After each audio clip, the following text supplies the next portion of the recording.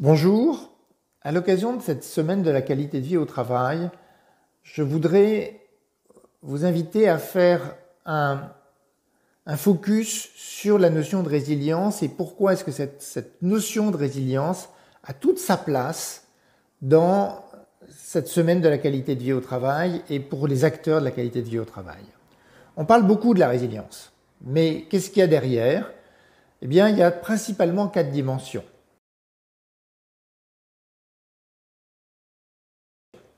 Une première dimension qui est cette confiance en soi, cet optimisme, cette capacité à se projeter dans le futur de façon positive et qui est vraiment très liée de façon individuelle et collective au message, au mode de management que l'entreprise met en place.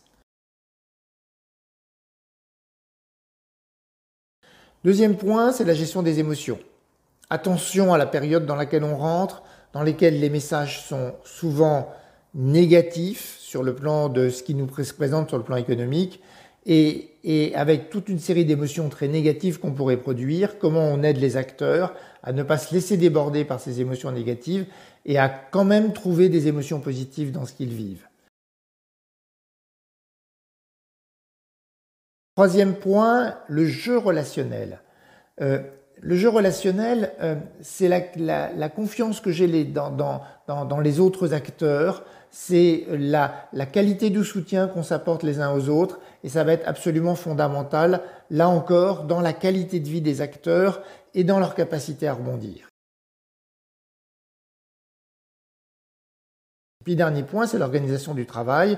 Comment est-ce que je ne me laisse pas déborder par beaucoup de travail et j'avance pas à pas.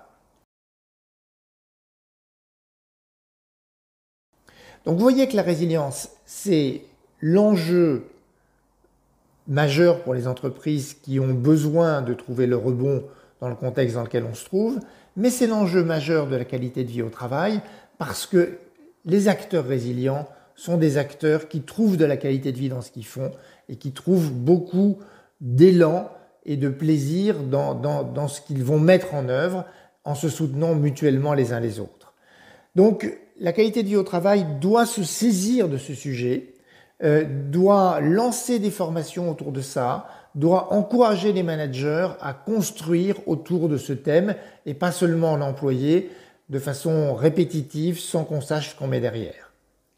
Je vous remercie et soyez résilients.